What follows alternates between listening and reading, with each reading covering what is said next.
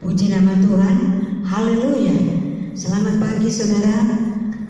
Selamat bertemu kembali dengan saya dengan satu judul khotbah, iri hati.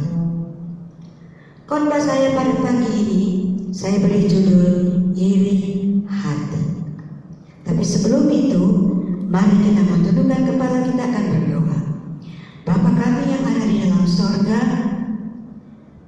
Engkau hadir di tengah kami, Engkau mau berfirman, biar seluruh jemaat Tuhan mendengarkan. Kami hamba-Mu yang akan menyampaikan isi hati-Mu. Tuhan kuatkan kami, Roh Kudus bekerja, supaya kami boleh menerima kebenaran firman Allah ini dengan sukacita, dan firman Tuhan ini mengubah hidup kami dan menjadi berkat dalam hidup kami sampai selama-lamanya. Terima kasih Tuhan Yesus. Haleluya. Amin. Nah saudara, saya beri judul khotbah saya dengan judul iri hati. Kita akan baca dulu ayat acuannya di dalam Amsal Sulaiman pasal 14 ayat 30.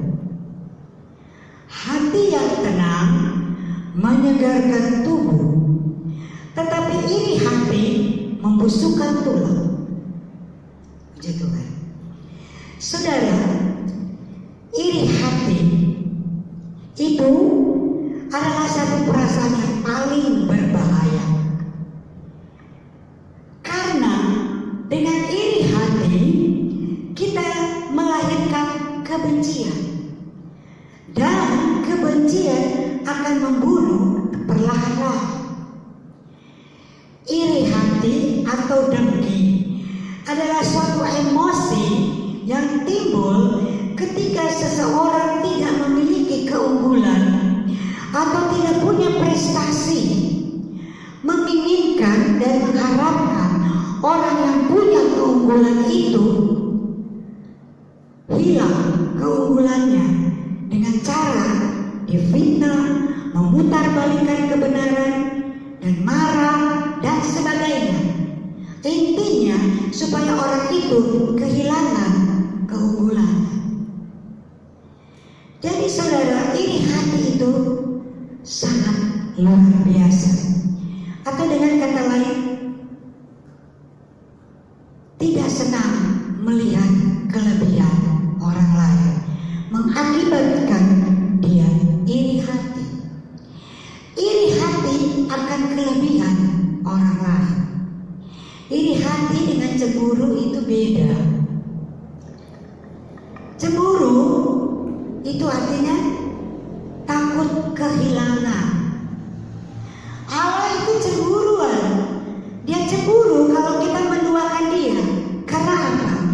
Dia takut kehilangan umat percayanya menjadi milik iblis. Jadi kalau iri hati melihat iri akan kelebihan orang lain, cemburu takut kehilangan. Yang akan saya bahas pada pagi hari ini atau pada hari ini adalah iri hati. Saudara, kalau kita membuka Alkitab, sejak kita buka dalam kitab Kejadian pun kita sudah menemukan tentang iri hati. Iri hati yang pertama itu terjadi di Taman Eden. Kalau di dalam kitab Kejadian pasal 4, pasal 3, Lai memberi judul dalam perikop itu, manusia jatuh dalam dosa.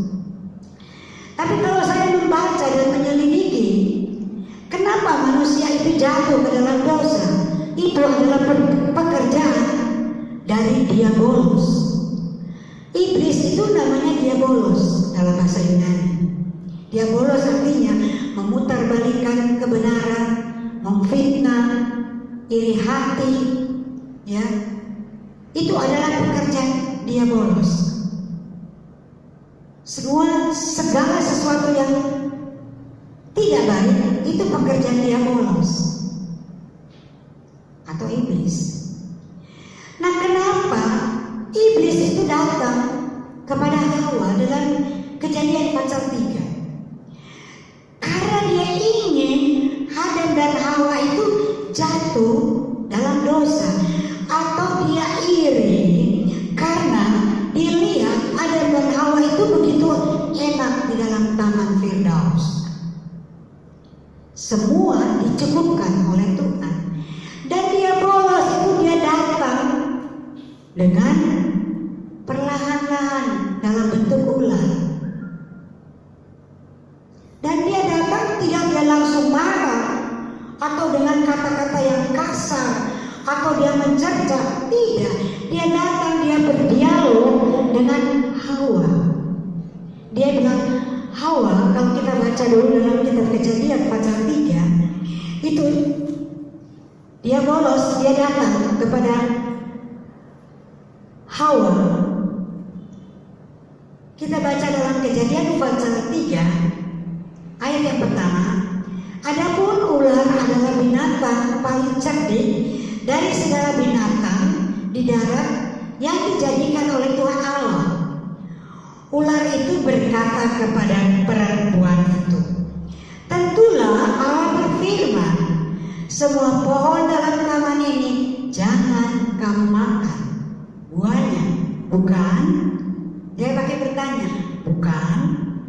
Lalu sahut perempuan itu kepada ular itu, buah pohon-pohon yang dalam taman ini boleh kami makan, tetapi tentang buah pohon yang ada di tengah-tengah taman, Allah berfirman, jangan kamu makan atau raba buah itu, nanti kamu mati. Ya saudara, tapi iblis menjawab apa? Ular itu menjawab apa?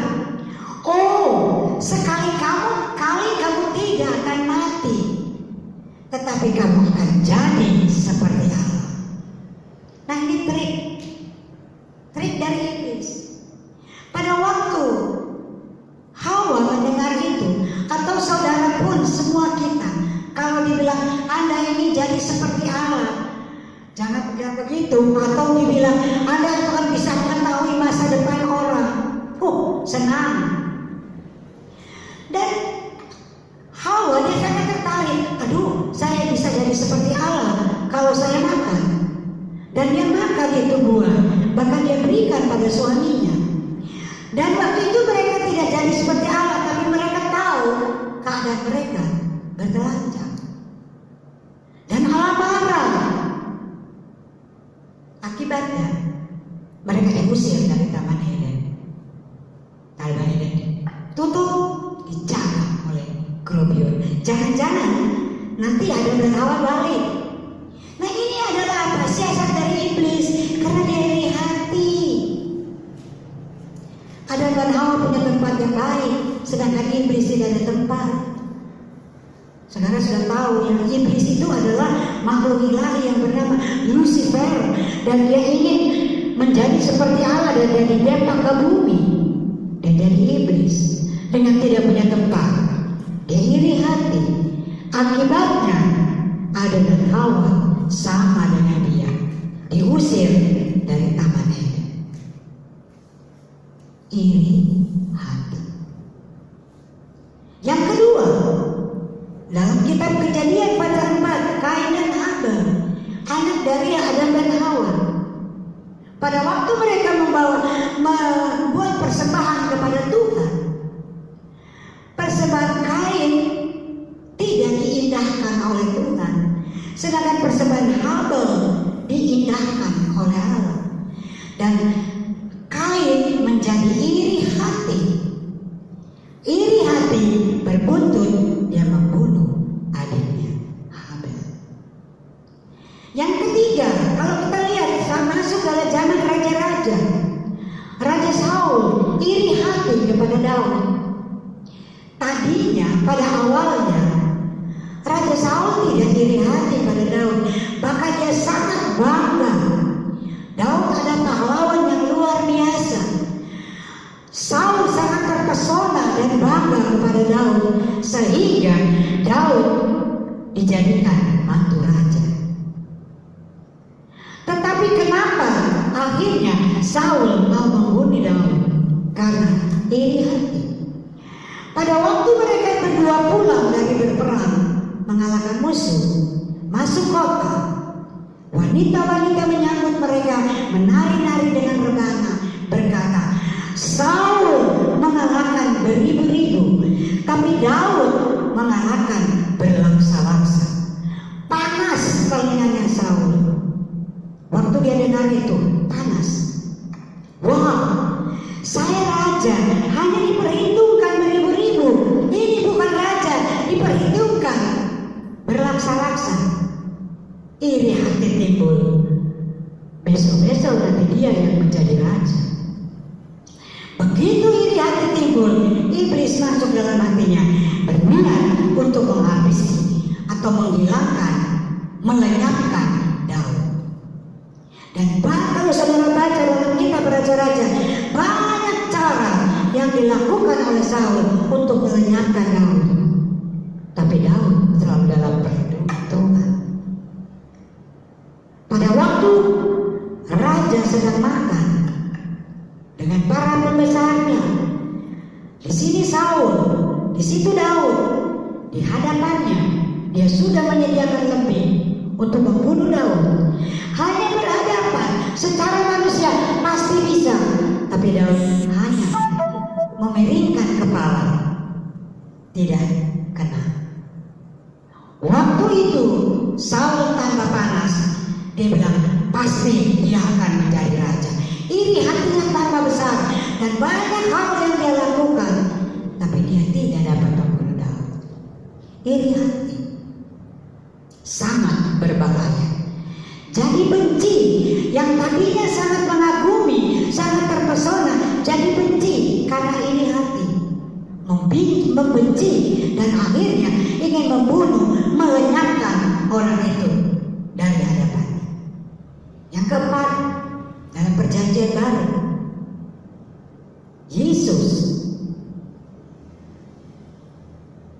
dibenci oleh orang Farisi, ahli Taurat dan orang Farisi, karena mereka melihat sejak Yesus tampil, dia memberikan khotbah-khotbah yang menyejukkan hati orang, ya, mengadakan mujizat-mujizat, orang mati dibangkitkan, memberi makan 5.000 orang, banyak pengikut Yesus. Mereka bilang, wow, lama-lama kita kehilangan pengikut. Mereka pada ikut Tuhan Yesus. Timbul niatnya untuk membunuh Yesus. Ya, saya tidak mau cerita caranya. Akhirnya siapa yang mereka pakai untuk bisa membunuh Yesus. Ini karena iri hati. Jadi saudara dengar kata lain, iri hati itu adalah dosa yang sangat besar juga. Bukan juga, memang sangat luar biasa. Jadi bagaimana dengan keadaan kita, orang yang percaya kepada Tuhan, yang selalu dengar kebenaran firman Tuhan? Secara manusia, memang kadang iri hati itu timbul dalam hidup kita. Tetapi kita harus melawannya. Cara apa yang harus kita pakai? Pada hari ini, saya memberikan 2 cara. Yang pertama, bagaimana kita bisa melawan iri hati? Pertama, jangan beri kesempatan kepada iblis. Jangan kita beri kesempatan kepada iblis, karena kalau kita beri kesempatan kepada iblis, iblis itu dapat menguasai kita. Di dalam Efesus pasal yang keempat ayat 27 berbunyi demikian, dan janganlah beri kesempatan kepada iblis. Saudara, kalau iblis masuk dalam hidup kita, mempengaruhi hidup kita luar biasa. Tetapi kalau saya pelajari, iblis masuk dalam hidup kita itu tidak langsung masuk dan langsung mempengaruhi kita. Tidak. Dia punya trik perlahan-lahan.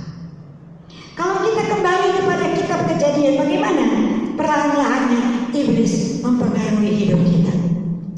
Ya, dia tidak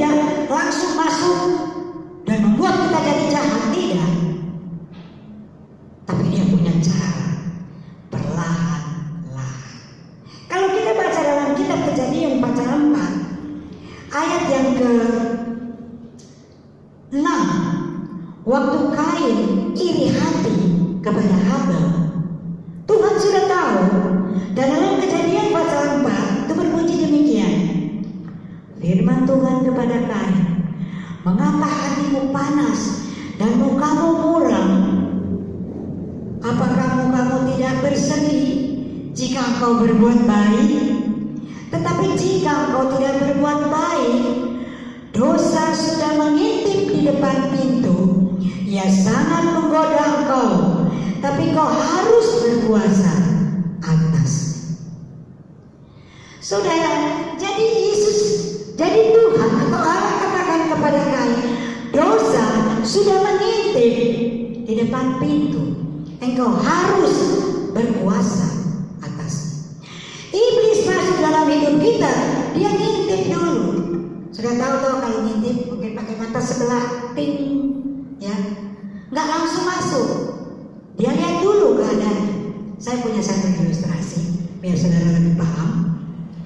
Ada seorang kafilah. Kalau saudara bilang kafilah itu saudara punya pikiran pasti di Timur Tengah. Zaman dulu dia berdagang dari satu kota ke kota yang lain. Kendaraannya hanya satu, onta. Barang-barangnya dimuat di onta. Dia berjalan di padang pasir. Kalau tengah malam dia tidak melanjutkan perjalanan, tapi dia berhenti dengan cara dia buat tenda. Karena udara di padang pasir, udara yang sangat tidak baik, tidak menentu. Ya, malam hari kafilah dia buat tenda, tutup di dalam dia duduk dan barang-barangnya, tapi si onta ada di luar, kedinginan mungkin. Dan pada waktu dia sedang duduk di dalam dengan tenda yang dia sudah buat, tetapi sayang tenda itu tidak tertutup rapat semuanya. Ada bagian kecil yang terbuka sampai terang dari dalam tenda itu bisa kelihatan keluar. Si onta yang sedang duduk buka mata, dia lihat ada cahaya dari mana. Dia mendekat, oh cahaya dari tenda dari majikan saya. Dan dia mulai ngintip dengan matanya satu. Oh majikan saya sedang duduk di dalamnya. Akhirnya habis makan dia ngintip, dia masukkan moncongnya. Dia masuk sedikit, wow panas. Majikan itu lihat, apa itu? Oh itu moncong unta saya, dibiarkan. Si unta lihat dia dibiarkan, tidak dilarang, dia tambah besar masuknya. Akhirnya seluruh kepalanya masuk. Si majikannya tidak mengusir, dia membiarkan. Unta pikir saya tidak marah. Akhirnya dia masukkan seluruh lehernya, tidak ditegang, seluruh badannya. Akhirnya seluruh badannya dia masukkan ke dalam tenda. Hancurlah tenda itu. Nah saudara, caranya iblis masuk dalam hidup kita seperti itu. Perlahan-lahan kita biarkan, kita tidak cegah, perlahan-lahan. Akhirnya dia masuk, dia menguasai seluruh hidup kita. Dia menghancurkan iman kita, dia membunuh iman kita. Akhirnya kita yang rugi. Itu keadaan sekarang bagaimana? Contohnya, saudara sudah tahu kalau hari Minggu itu ibadah. Kalau di gereja sini jam 7 pagi. Nah minggu ini saudara baru berangkat gereja, saudara datang tamu dari jauh. Padahal saudara sudah siap ke gereja. Oh tidak apa-apa, saudara terima tamunya. Masih minggu depan, saudara mau berangkat lagi, datang lagi tamu dari jauh, saudara terima. Sudah 2 minggu, oh gak apa-apa, kan 1 bulan ada 4 minggu. Akhirnya setiap minggu saudara gagal ke gereja karena ada tamu. Sebenarnya apa yang saudara harus lakukan? Kalau hari pertama, minggu pertama ada tamu, mungkin saudara tidak menolak. Tapi habis itu saudara katakan, kalau minggu depan dan kalau ada tamu lagi minggu depan datang, saudara katakan, saya jam 7 saya ke gereja, datang kembali lagi sini sekitar jam 10 atau lebih, saya sudah pulang gereja. Harus kita tegas. Kita yang membuat, kita bukan kita melarang, tapi kita bilang bahwa saya harus ke gereja dulu. Akhirnya orang jadi tahu, oh bapak itu, ibu itu, kalau hari Minggu jam 7 jangan datang ke dia. Datang saja jam 12, dia pasti ada di rumah. Dengan begitu kita terhindar dari muslihat dari iblis. Dia tidak bisa menghancurkan iman kita. Karena iblis itu cemburu kalau kita mendengar firman Tuhan. Karena kita dikuatkan datang di gereja mendengar firman Tuhan, iblis itu sangat tidak senang. Roma 10 ayat 17 katakan, iman datang dari mendengar firman. Jadi iblis paling tidak suka kalau kita datang beribadah, mengucap syukur kepada Tuhan dengan mendengar firman. Dia pakai macam trik. Nah, kita harus berkuasa mengatasi dia. Jangan kita biarkan. Dengan demikian kita menjadi orang Kristen yang menang, yang tidak memberi kesempatan kepada iblis.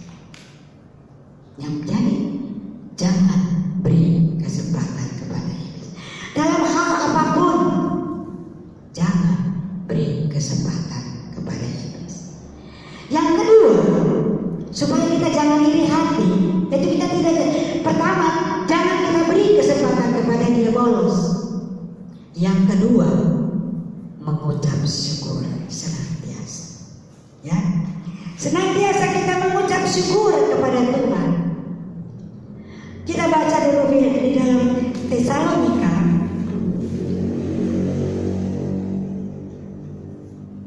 Kita baca ayatnya di dalam 1 Tesalonika ayat yang ke 1 Tesalonika ayat 5 ayat 1 Tesalonika 5 ayat 18 berkata demikian. Mengucap syukurlah dalam segala hal, sebab itulah yang dikehendaki Allah dalam Kristus Yesus bagi kamu. Jadi untuk melawan dosa iri hati, kita harus selalu mengucap syukur dalam segala hal. Mungkin saudara pikir, kalau saudara baru diberkati bisa mengucap syukur. Tapi kalau saudara baru mengalami percobaan yang berat, apakah bisa mengucap syukur? Tentu saudara akan berkata tentu tidak. Tapi Tuhan katakan kita harus mengucap syukur. Mengapa kita harus mengucap syukur? Karena mengucap syukur itu adalah kunci kebahagiaan yang sejati. Walaupun kita dilanda dengan berbagai macam kesulitan dalam kehidupan ini, kalau kita bisa mengucap syukur, kebahagiaan pasti kita miliki. Karena kita yakin di dalam Tuhan itu ada jalan keluar yang pasti Tuhan sudah sediakan pada kita. Ketika kita mengucap syukur, kita membuka diri untuk bahagia. Karena Tuhan masih memberikan nafas dalam hidup kita, itu kita mengucap syukur. Jadi di saat kita mengucap syukur, itu kita membuka hati untuk kita menjadi bahagia. Saat ini kita bisa bernafas tidak sakit, puji Tuhan. Kita masih bisa makan, puji Tuhan. Kita bisa datang beribadah, puji Tuhan. Jadi saudara-saudara, walaupun kita mengalami masa yang sulit, mari kita selalu mengucap syukur. Karena kita tahu kalau kita mengucap syukur, kita punya tempat berlindung, yaitu kepada Tuhan. Itu mengucap syukur, saudara-saudara. Ya, jangan saudara kalau mengucap syukur hanya kalau baru punya rumah baru punya usaha saudara berhasil, ya. Tapi firman Tuhan katakan, mengucap syukurlah dalam segala perkara. Kalau seseorang dapat mengucap syukur dalam segala perkara, karena dia tahu hidupnya ada di dalam tangan Tuhan. Karena Tuhan berkata di dalam kitab Mazmur, Tuhan menetapkan langkah-langkah orang yang hidupnya berkenan kepadanya. Apabila ia jatuh, tidak tergeletak, tangan Tuhan menopang dia. Kalau kita mengucap syukur kepada Tuhan, Tuhan tahu kita adalah miliknya. Karena kita hidup berkenan kepadanya, kita bisa mengucap syukur. Janji firman Tuhan, walaupun kita mengalami masa yang sulit, seperti kita mau tergeletak, mau jatuh, kita tidak tergeletak. Saya bayangkan, mau jatuh begini, tangan Tuhan menopang di belakang. Itu kalau orang suka mengucap syukur. Kalau tidak mengucap syukur, kita taruh iblis dalam hati kita. Maka persungutan, mengomel, itulah yang keluar dalam hidup kita. Tapi kalau kita mengucap syukur, iblis tidak bisa mengambil tempat dalam hidup kita. Dan orang yang bisa mengucap syukur itu adalah orang yang tahu dan yakin dan sungguh bahwa dia adalah anak Tuhan yang diberkati oleh Tuhan.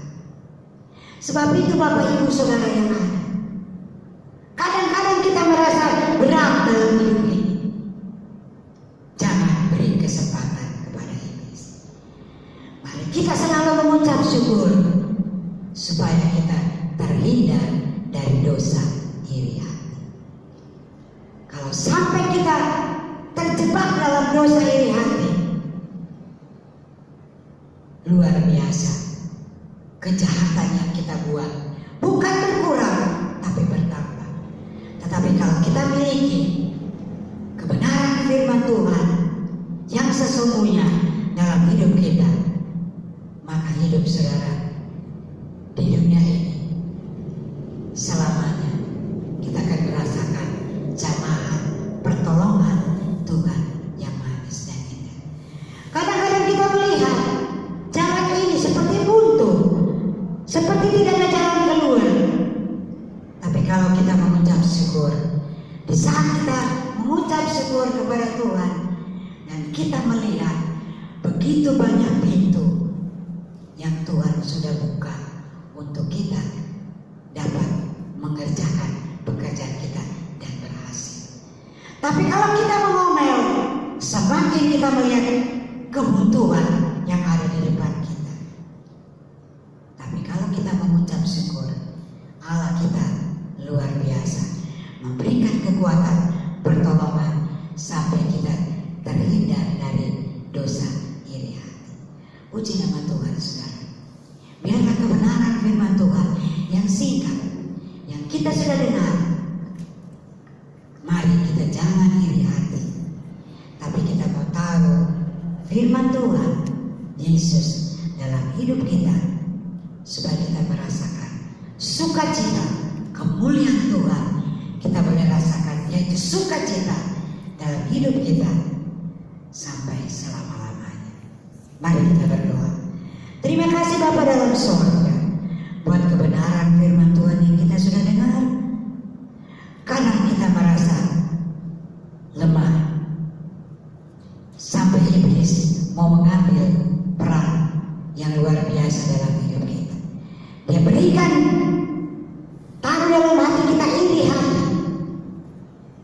Tetapi kalau kita tahu melawan iblis, maka dosa iri hati tidak terjadi dalam hidup kita karena kebenaran firman Tuhan.